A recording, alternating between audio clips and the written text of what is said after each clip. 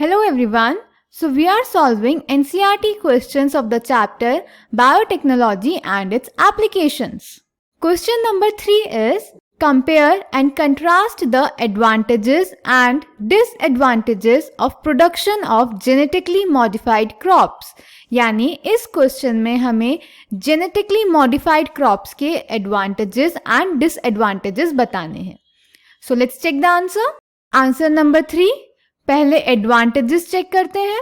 First advantages, made crops more tolerant to abiotic stresses like cold, drought, salt, heat. यानी जो हमारी genetically modified crops थी उनको बनाने से जो हमारी क्रॉप्स हैं वो abiotic stresses like cold, drought, salt and heat के अगेंस्ट टॉलरेंट हो गई थी. Second, reduced reliance on chemical pesticides. Chemical pesticides पे हमारी डिपेंडेंसी रिड्यूस हो गई थी. Third, help to reduce post harvest losses. Post harvest losses हमारे कम हो गए थे जेनेटिकली मॉडिफाइड क्रॉप्स की हेल्प से. Fourth, increased efficiency of mineral uses by plants. This prevents early exhaustion of fertility of soil.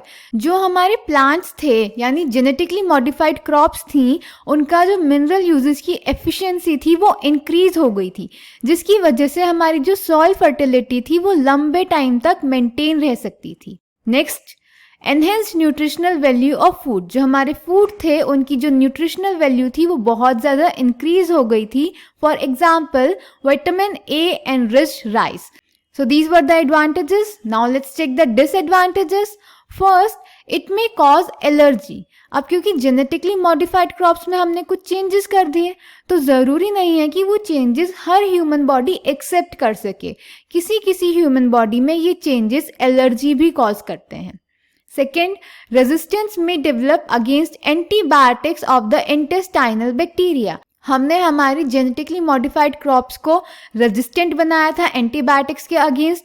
तो उस प्रोसेस में कुछ क्रॉप्स हमारे जो इंटेस्टाइनल बैक्टीरिया हैं उनके अगेंस्ट जो एंटीबायोटिक्स होती हैं उसके भी रेजिस्टेंट हो गई थी.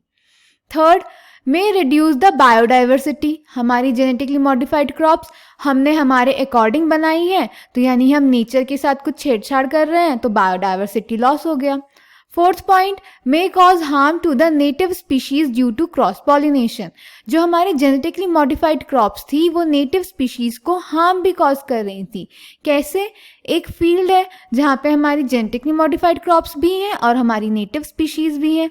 अगर उनके बीच में क्रॉस पॉलिनेशन हो जाएगा तो कुछ चेंजेस होंगे और वो चेंजेस ज़रूरी नहीं है कि हमेशा बेनिफिशियल हों, कुछ हार्मफुल भी हो सकते हैं. So these were the advantages and disadvantages of genetically modified crops, and I hope this answer is clear to you. Thank you.